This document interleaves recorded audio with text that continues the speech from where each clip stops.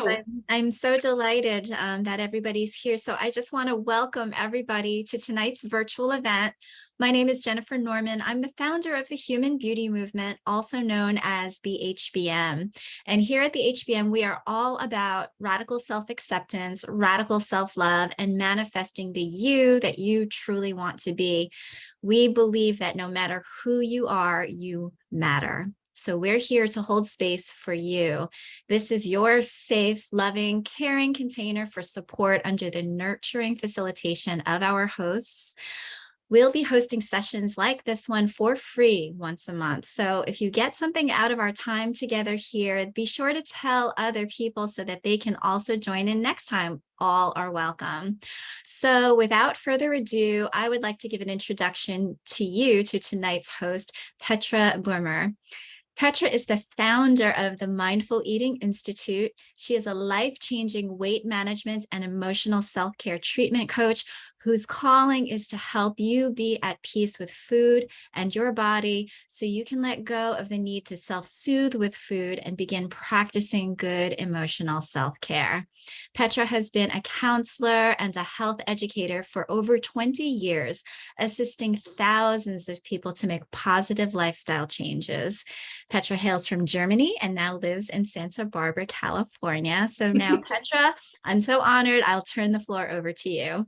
I'm very honored too, and thanks for having me. I'm so glad I joined the Human Beauty Movement and meeting you and Giselle. And now for tonight, I have 4 little pages that I prepared and outlined for myself, and I'd like it to be interactive rather than me just talking at you all.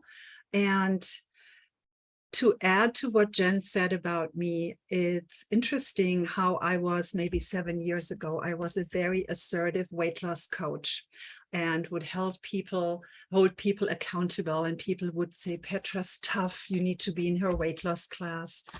I'm no longer that person, neither personally nor professionally. And work and teach from the heart, because my own heart broke and it changed everything. They say, the pain lets the light in. So I do not believe that any of us need more restriction or more, what am I looking for?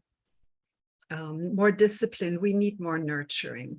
So my approach to weight management is very, very different from dieting. I know a lot of research shows that diets work long-term, and diets don't work long-term and leave the poor yo-yo dieters frustrated and more hopeless than before.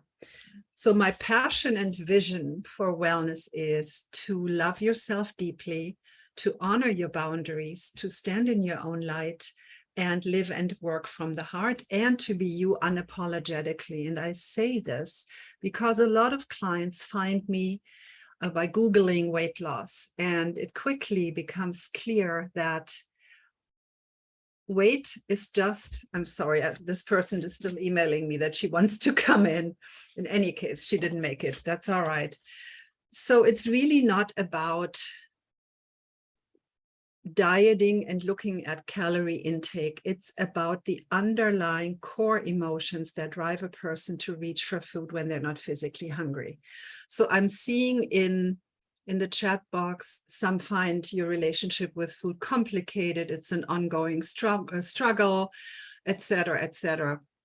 So I hear this a lot. The good news is you can be at peace with food and your body. And I'm going to give you a few self-care strategies that you can start implementing right away. So if you have questions in between, put it in the chat box, and I will pause once in a while to answer those questions. My favorite quote, my favorite self-care quote is by a young poet named Brianna Wiest. And she says, true self-care is not salt baths and chocolate cake. It's creating a life we don't need to escape from. I'm going to say this again because it's quite powerful.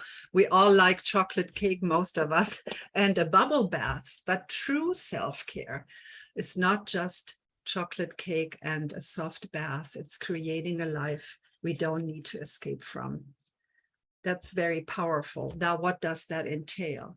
Self-care can also mean saying no to demands and yes to your own needs.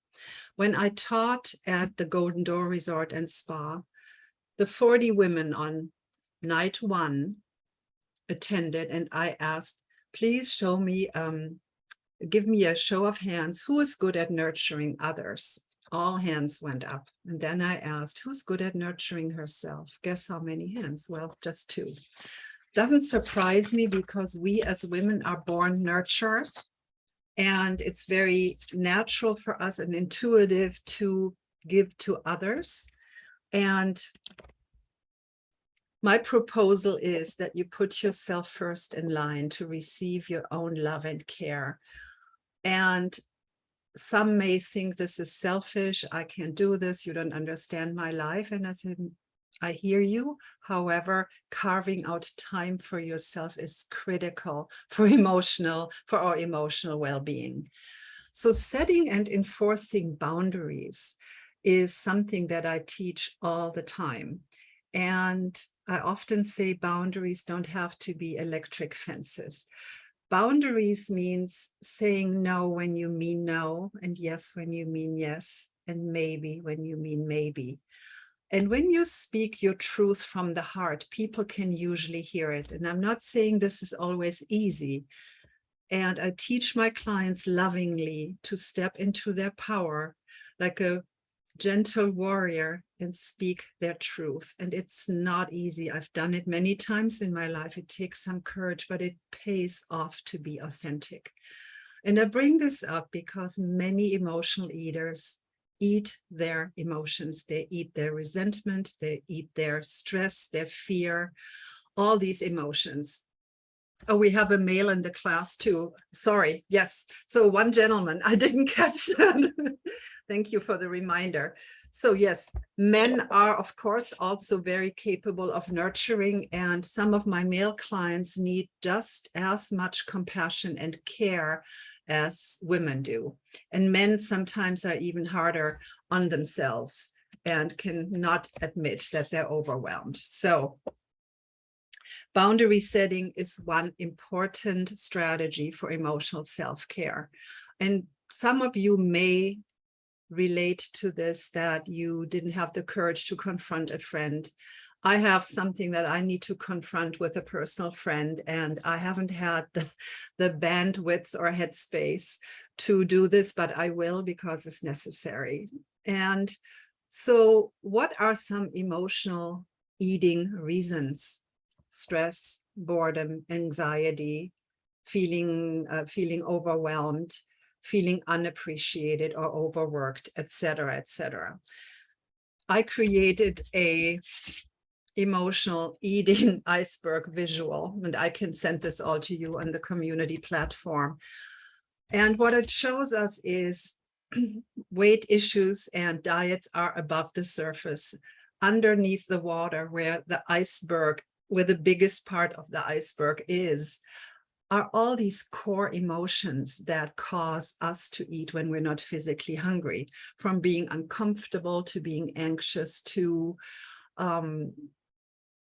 being in a relationship that may be toxic or very stressful, and feeling helpless or rejected. So how could a diet possibly work if we hover above the surface? And I often say as a metaphor that if a car needs a new motor and we keep putting new oil in, but we really know the car needs a motor, why not dive or go to the core issue? So clients take a safe, deep dive into the underlying core emotions that cause a person to reach for food when they're not hungry. Allowing ourselves to take a break and a rest from our busy lives. Brené Brown, a researcher that many of us know, says it takes courage to say yes to rest and play in a society that sees exhaustion as a status symbol. I come from Germany, where people work very hard. I myself am a type A, but I'm very, very good at unplugging and downshifting. So I highly encourage you to honor your boundaries, your energy levels, and check in regularly. So how does one do that? How and where do you feel that you're reaching your max, that you are pushing yourselves too hard? Shoulders, headaches, tension, problems sleeping. Are you in tune with what needs to get done? Are you aware of the challenges that cause these tensions in your life? Could be financial stressors. The pandemic was very hard on many of us. Being in a toxic relationship, could be work or life. Ruminating about the past, which causes depression, or tensing against the future, which causes anxiety, may lead people to take the edge off and cope by eating or maybe drinking another glass of wine and another glass of wine. In my work, I use the concept of the inner child. Would we give a child more cookies, more chips, another burger?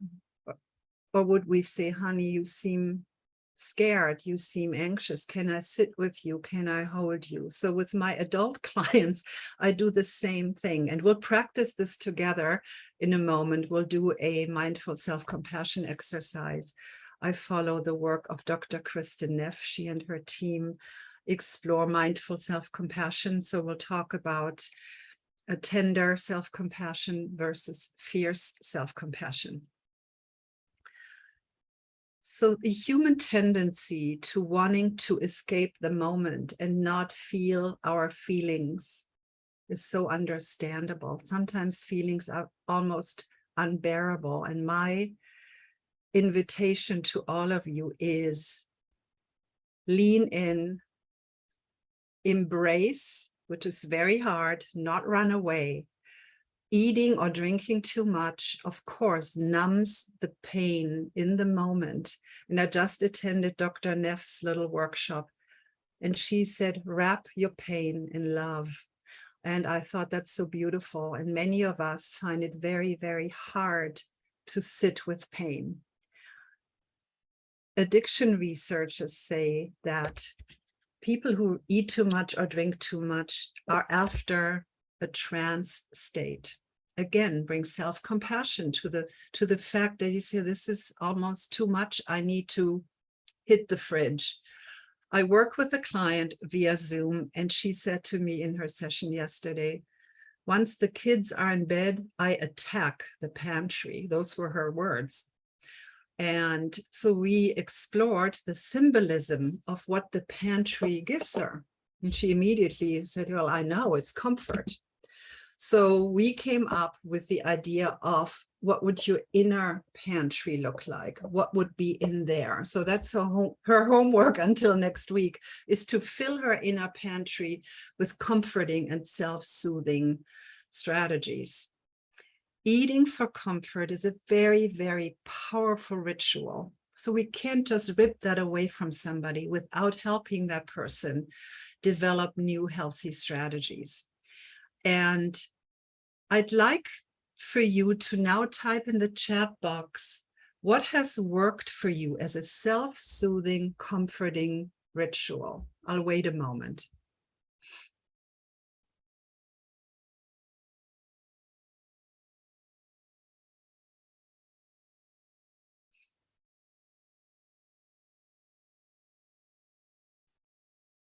Journaling, Catherine, yes. Gardening, Katie, that's wonderful. Nature walk alone, yes. Cuddling with my kitties. Routine the evening, beautiful. Meditation and journaling, wonderful. Aerial acrobatics, wow, yes. Gardening, elevating your cat time, going outside, breathing deeply, feeling the sun. Permission to be unproductive. Thank you, Leslie, for putting that in. And I'm with Giselle. I'm an ocean person, and I meditate and I write, and sitting in the sun, walking outside. Beautiful. So I'm glad people watching. So yeah, I'm glad you all have access to things that feel good to you, that nourish your soul and feed your senses. And one little thing you may already be doing is what I call bookending your day. I start my day by pouring a good cup of coffee. Germans like a strong coffee. And then I turn my face towards the sun and set an intention for the day. It doesn't have to be a major intention. Could be just, may I be gentle with myself and others today? May I give myself permission to take a break? And I like the one who said not doing anything, being unproductive is actually a wonderful gift to yourselves. And so, so beneficial to unplug. I don't know if you guys are familiar with the Blue Zones research. I follow it. It's Dan Buettner traveling the world, and he identified, I believe, 9 areas or 7 areas in the world where people live to be 100 and older, the centenarians. And there are certain things they all do. And one is they know how to downshift and down regulate the intensity of the day. So when you feel you're pushing too hard, your body gives you a signal. Just by connecting with the breath and dropping into the moment is one simple strategy to come back to you. And when we start telling stories or adding stories to a stressful situation, the emotion gets magnified. So being mindful of, is this thought I'm adding or the story I'm adding beneficial or not? Again, as if you were soothing a little boy or a little girl in distress. So I don't know how many of you have children, but we all have the young part, the precious child that still lives inside of us. Interestingly enough, over 90% of my clients didn't have a nurturing mothers growing up, which is it doesn't surprise me. And I know what it feels like. My poor mother couldn't do it for me either because her emotions got, she lived through the war. So in any case, it's never too late to mother yourself well. And that goes for the men too. They can learn to mother themselves well. And how would we comfort a small child? What tone of voice would we use? What gestures would we offer? I imagine my inner little girl, I would say, sit with me, I'll hold you. So as adults, we can symbolically hold ourselves. We can put our hands on our heart and say, this is really, really hard right now. I'm sorry you're going through this. We can induce a relaxation response, and we can all do this together by simply touching our face like this. There's research that proves when we do that, we start relaxing. Also, moving the stress from the upper arms just down to the lower, towards the elbows. Also, proven stress relief method. You can look in the mirror when you're hurting and say, and I honestly do this. It may seem awkward to some, but I say, I've got you. We've got this. These are tough times. I'm here for you. So having our own back as adults is critical. We don't live with a loving partner. We don't have support from friends. Sometimes we still have ourselves. So my invitation for you is fill your inner pantry with self-loving and self-nurturing rituals as much as you can. When we don't have a journal around, when we can't jump in the ocean, when we cannot call a friend, we still have ourselves. So if we fill our inner self-love reservoir, we have these powerful resources that we can access in a moment of distress. I want to pause for a moment and want to get maybe some questions or comments. And you can unmute yourself and speak. I would really like that rather than just typing into the chat box. Anybody, any thoughts, any questions? Unmute yourself and ask me something if you feel like it. If not, that's okay. I just had a Jen. thought because yes, I remember, I had a real difficult time with food. I had gotten to a place where I would binge purge, and that was a lot of me just trying to keep my body at a certain weight, and a lot of self-loathing, and a lot of just, really being very hard on myself, like younger Mhm. in life. And so, but I would get so hungry that I would like go out and get like a massive amount of food, eat the whole thing, and then feel Right. so guilty. And then I would purge.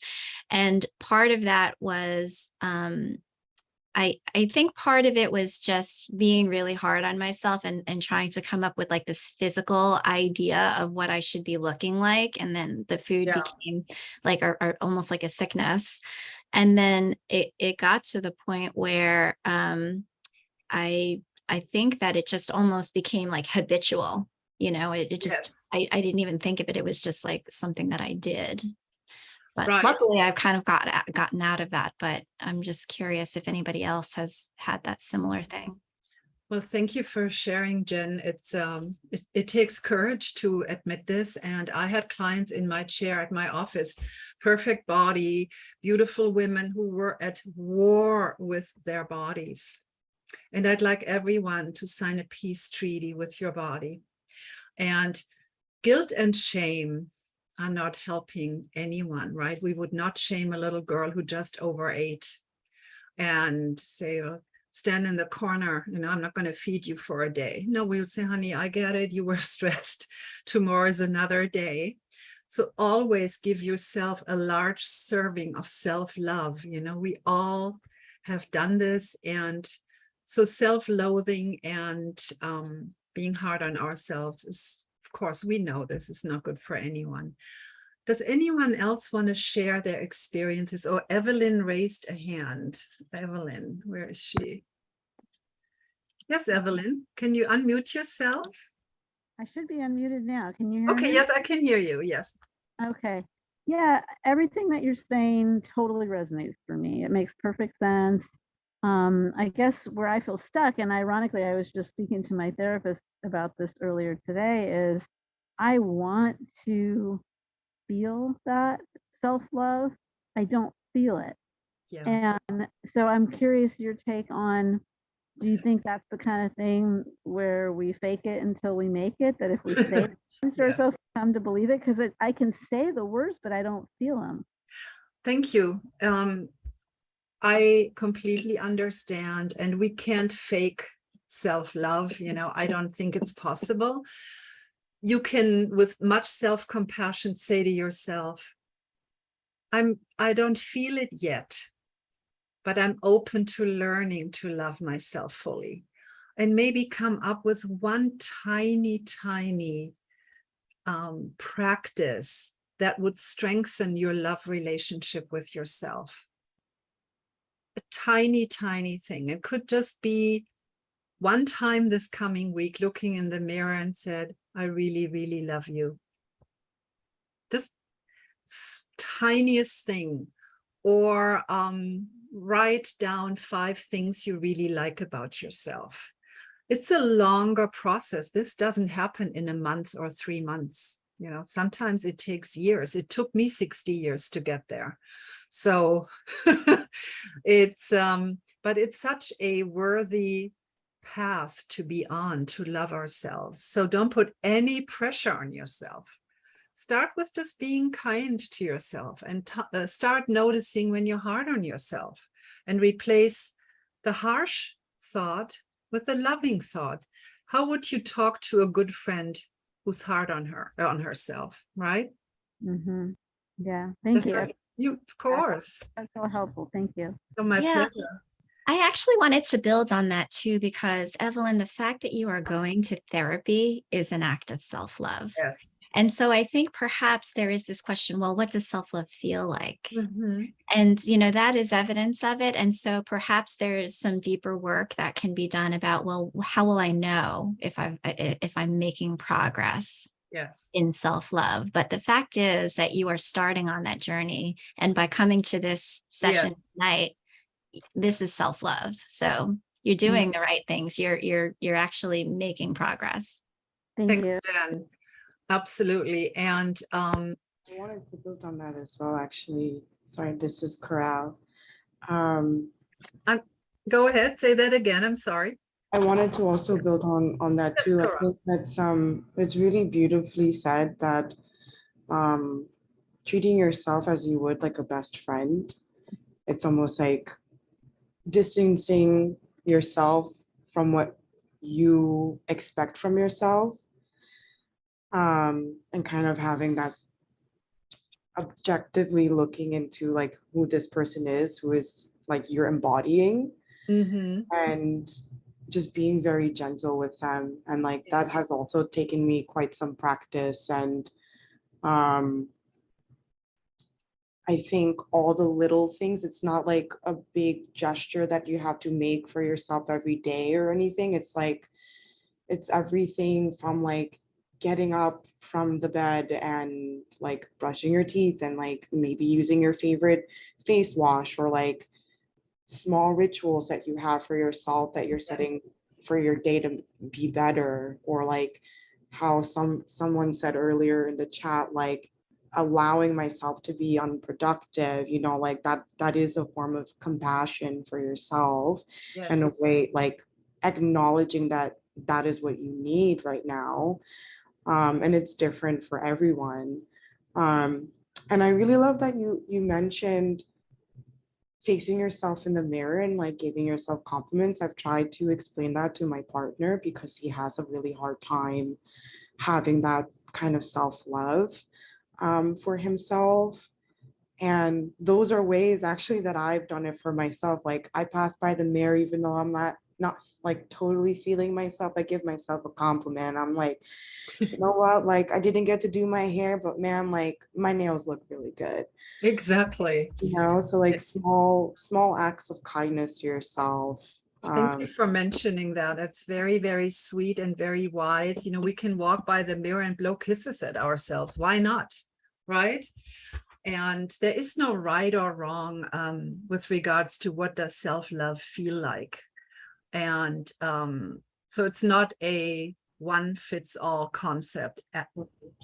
We're all very unique beings. And I'm so glad you're all sharing. Were you anything else, Coral, on this topic? I think I'm hearing you practicing this already. I am. It's been a long journey. Yeah, with But I think it's like what everyone's getting at, like even the things, the rituals that people have made space for is an act of self-love, I think. Yes. And it's really hard to acknowledge it in the moment, but that is part of doing the work, I think. Mm-hmm. And that is giving yourself love. I just wanted to validate the people out there who are questioning it. Yes, thank you.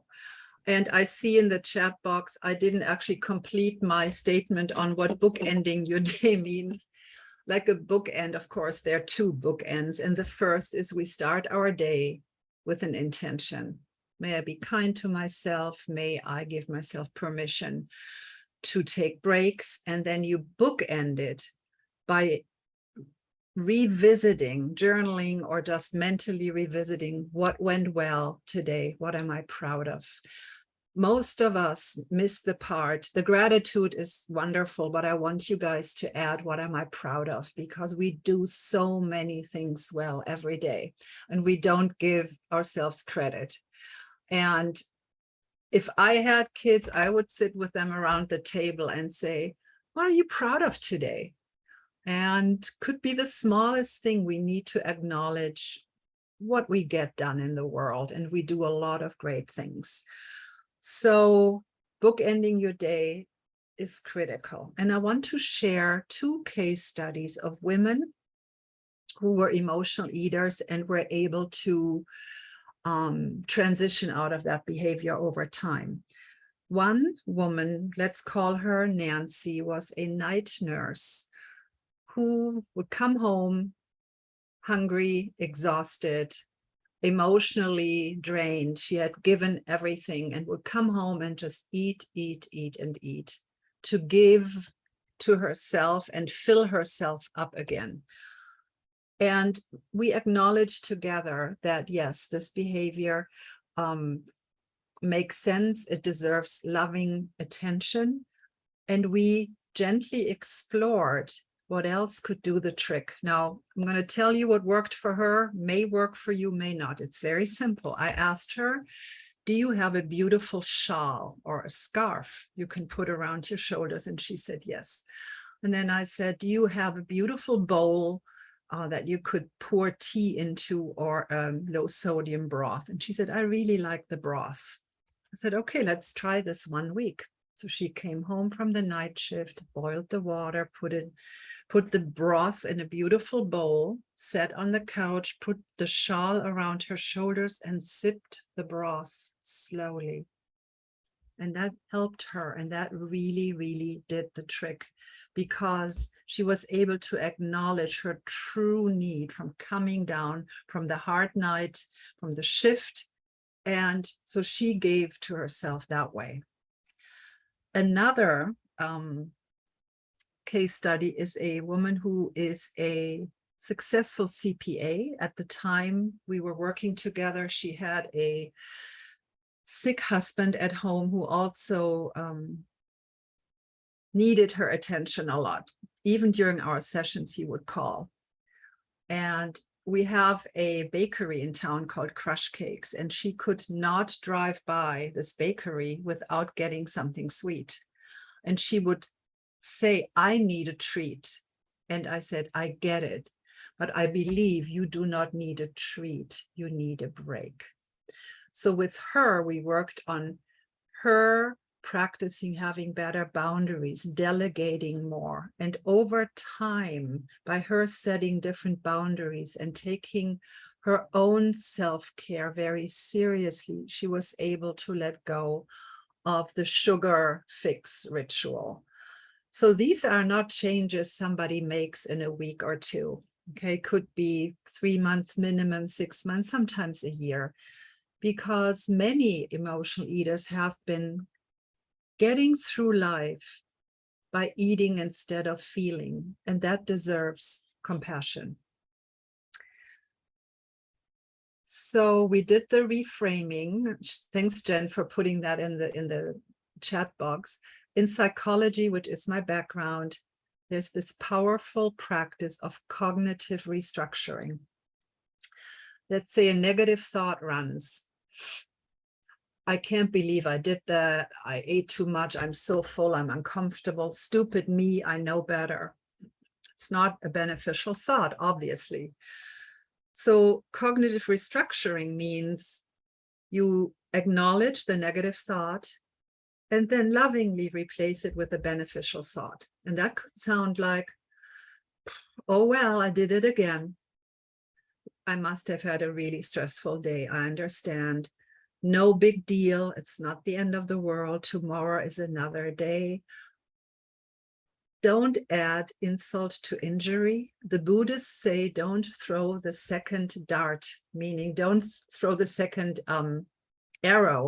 You're already hurting. You don't need the second arrow that hurts you even more. So kindly embracing the fact that you may have overeaten, and then gently reroute your attention to a loving gesture. So self-care, just to summarize, is also, it's complex and includes drinking lots of good water, feeding ourselves well. So not only nourishing our spirit and our mind, but nourishing our beautiful, precious bodies. And making good choices most of the time. Food is to be enjoyed. I took myself out to an Italian restaurant yesterday and enjoyed a beautiful pasta dish and really, really enjoyed it. So I invite you to plan for mindful indulgences rather than saying, oh God, I shouldn't have chocolate in the house. I'm never going to go to this bakery again. Why not schedule it and say, wow, I'm going to take myself out for a beautiful piece of pastry and a cappuccino. And really, really enjoy each bite, which I call mindful indulgence.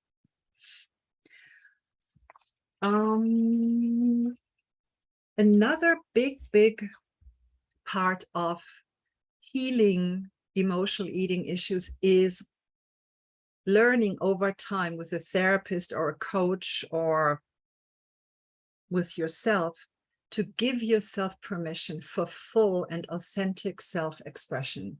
I'm currently working with a woman who has this strong longing for beauty and travel and is caught in a job that doesn't honor that at all. So on Wednesdays, when she's away from the family in her office, that's her cheat day where she brings in all kinds of food, from chips to cookies.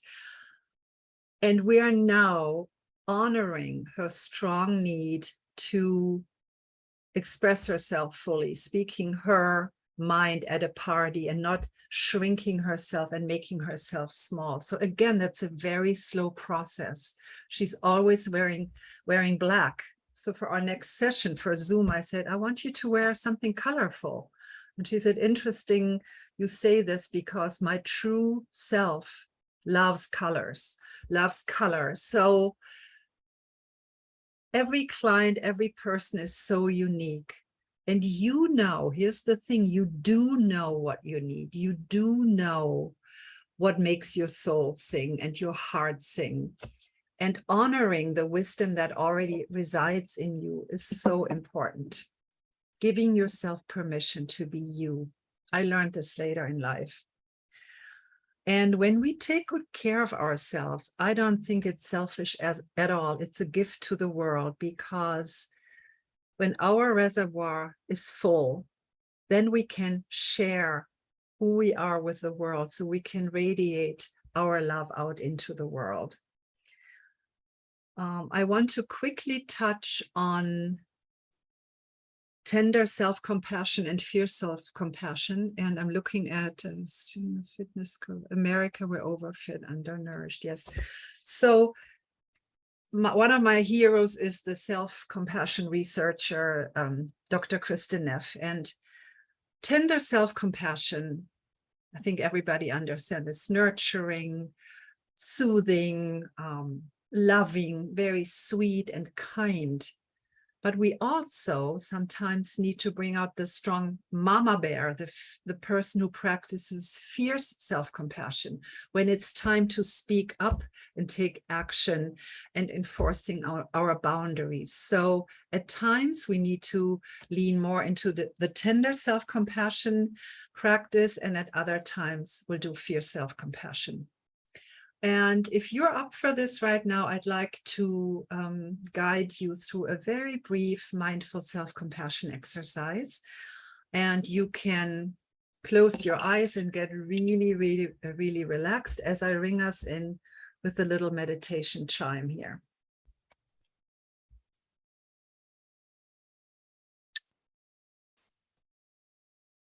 Sit back in your chair and take beautiful, deep, relaxing breaths in and out, with nowhere to go, nothing to do, just fully arriving in this moment.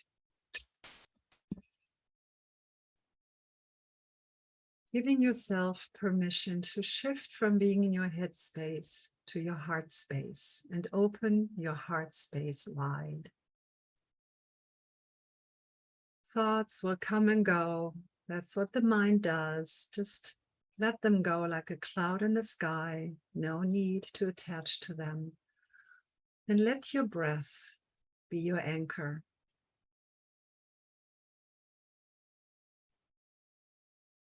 And imagine lighting a light in your own heart for yourself, representing protection, self-kindness, self-empathy. And I invite you to gently place both hands over your heart, feeling the warmth of your hands over your heart. Just keep breathing. Let your breath follow its natural rhythm. Just gentle breaths in and out.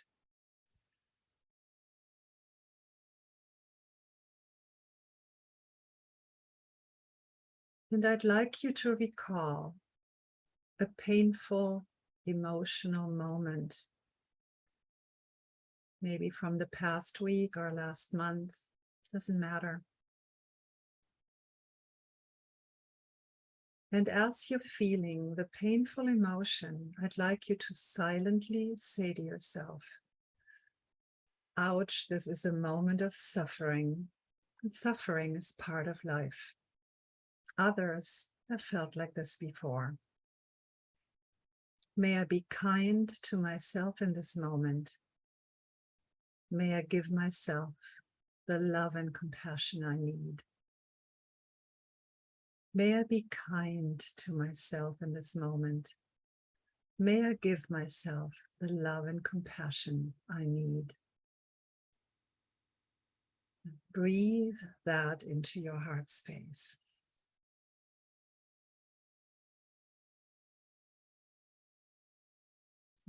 Take 5 more beautiful breaths in and out. And then I'll ring the bell and it'll be time to come back to full awareness, but not yet.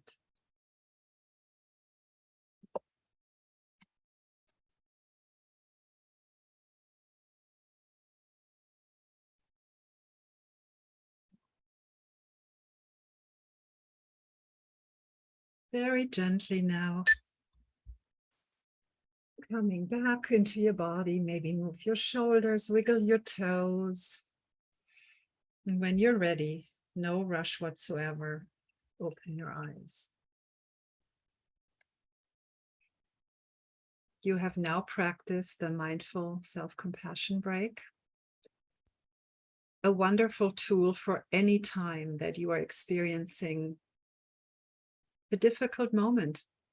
You can ride a difficult emotion like a wave. We don't need to escape from that. We can acknowledge that emotions are messengers.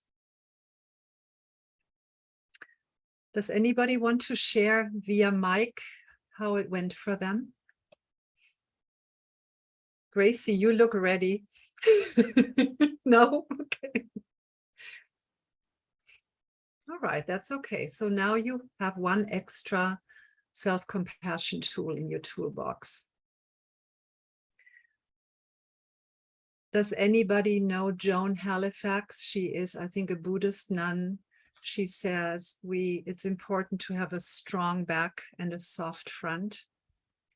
And I like that a lot because if we stand tall, I often teach clients to get up even during a Zoom session and stand tall, feet hip wide apart, and feel your strength, feel how you connect with Mother Earth.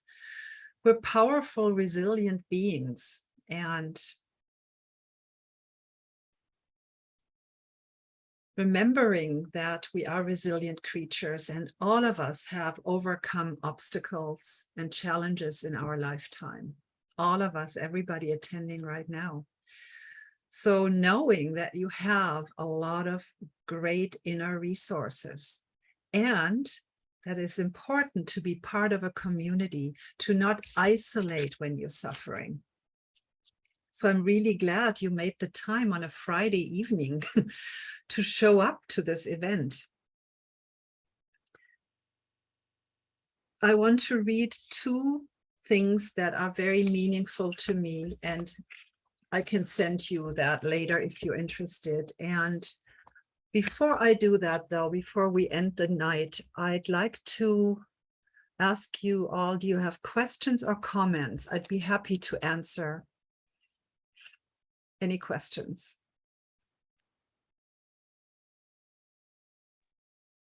I'm curious if somebody comes to you, Petra, and is having a difficult time and they're just starting their journey. Mhm.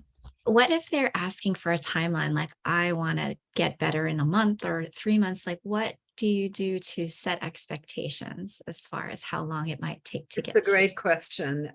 What I have found, Jen, is that around 3 to 4 months into my program, a shift occurs, and I can never foresee when it happens, but the person who I'm working with, who has that strong longing in her heart for beauty and travel, she said, and during our last session, we maybe have been working together 4 months now. She said, I'm noticing a shift. I'm bringing in different foods into the office. So remember, she was the one who brought in all kinds of secret hidden junk food items. And now she says, I'm noticing a shift. And she said, for the first time, I slept through the night. So the shift I'm noticing 3 to 4 months into the program is people start living a more balanced life in general, because we don't hover above the surface just talking about food. I think everybody knows, most of us know what we should be eating. So it's really about honoring the need for rest and play. We need both. And having a strong purpose in life is also important. And so the question, I don't make promises, but I usually mention the shift that has occurred for most every client I've worked with. Because when we honor our true needs and listen to our hearts, the need to self-soothe with food diminishes over time. And that makes a lot of sense to me. If eating is a powerful ritual, and I tell my clients, I understand, and I'm not ripping that away from them. It's a huge relief. And I also tell them not to weigh themselves every day. One of my therapist friends has a graveyard scale. She has throw them out. Only if somebody can step on the scale and whatever number they see can say, you know what, I love you no matter what, then go ahead and weigh. Other than that, it's really too punitive and harsh. And as I said earlier, I don't believe we need more discipline. We need more nurturing. So if I could call you out, Todd, if you don't mind, the only gentleman in the room, so to speak, what are you, if it's okay to share, what are you taking from this? I mean, you're a man, so it's interesting to hear from you. Yeah. What are you gathering from this? Happy to share. Thanks. This is all very interesting because it goes into the deeper layers, and I think often I think of habits as just kind of like these instant things, and obviously there's deeper layers. The reason I joined tonight, I thought the topic really spoke to me because I've brought a lot of consciousness to many areas of my life. I've been sober for 5 years. Like all the day-to-day things feel very conscious, but eating is one of those things that just feels robotic and something that I don't have any conscious control over. And I think perhaps because it's such a frequent thing that we do during the day that it's easy to slip, perhaps. Yeah. But yeah, I guess the question that I have is kind of like, what are techniques in that moment where you reach for something unconsciously to kind of like put some space between the thought and the action? Thank you, Todd, so much for sharing. And the word space says it all.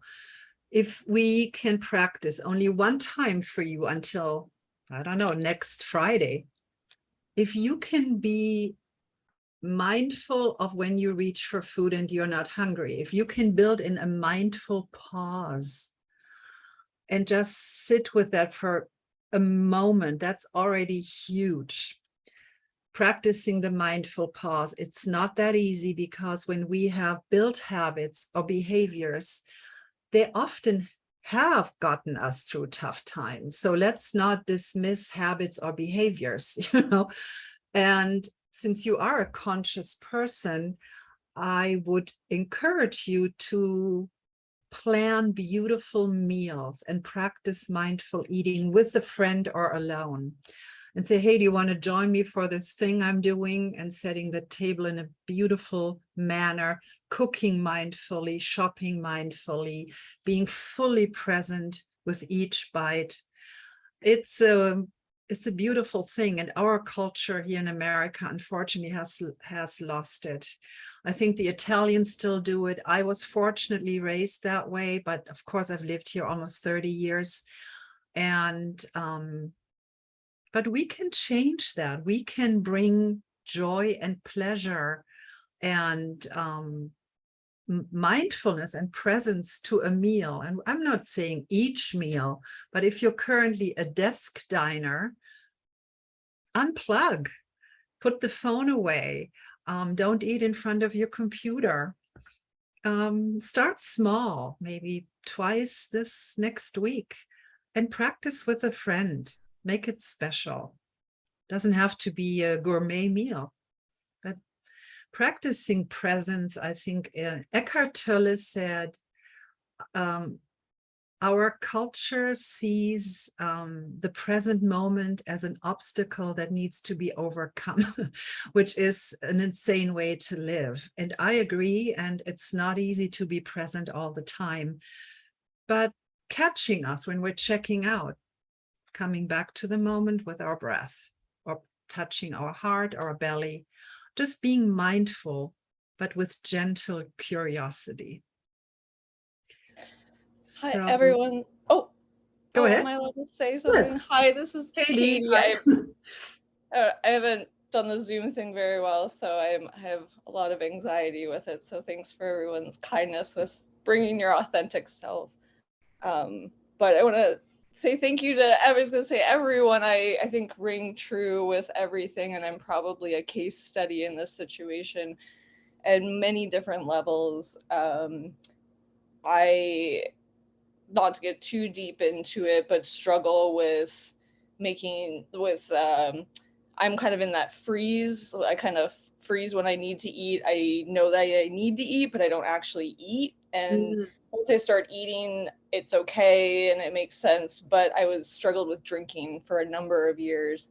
And so that was the sugar fix. I got I would, instead of having a piece of cake, I would have a drink. And just recognizing that relationship to food. I think I'm chiming in mainly because Jennifer mentioned, and I know that Petra mentioned, it was, could be 3 months, 6 months to a year. But for me personally, and I'm obviously here, I still struggle with making sure I'm eating correctly, because what I end up doing is not necessarily like freeze through the day and then I'm a raccoon at night. I wake up and I just binge eat at night, and then during the day, and it's related to being the drinker. But for me personally, it really took 9 months, I think, to I think what the reality was for me was coming to terms with my friendships with the food, specifically like alcohol or chocolate and things like that. But changing the relationship with them, being a better best friend to myself, but recognizing that they don't have to go away forever. I just don't have to love them as much as they need to. Anyway, so yeah, I just wanted to jump in and just say that it really, Katie. Yeah, there's a lot of things obviously I could talk about, but thank you for. There are many, many layers. Thank you for sharing, and I understand. And there's a question about, Alex said, can sugary foods be addictive? I think that absolutely yes. And it will take time probably to wean yourself off. But I also would just throw out, how else can you sweeten your life as a metaphor?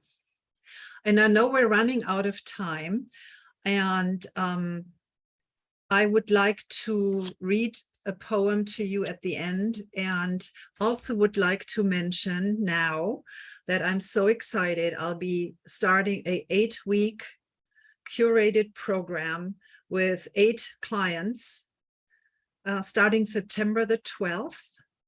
We meet weekly. It's an intimate, safe group, and it's called Mindful Eating and Emotional Self-Care for the Holidays, starting September the 12th.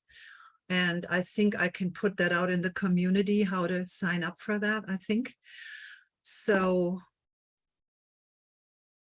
with that being said, I'd like to send you into the night with the invitation to be as kind and gentle with yourself as possible, as if you were soothing a little boy or a little girl. How do you talk to her or him before she goes to sleep, how she starts or how he starts her day? And keep in mind that we deserve the same love and kindness and attention, because we all still have a little child living in our psyche.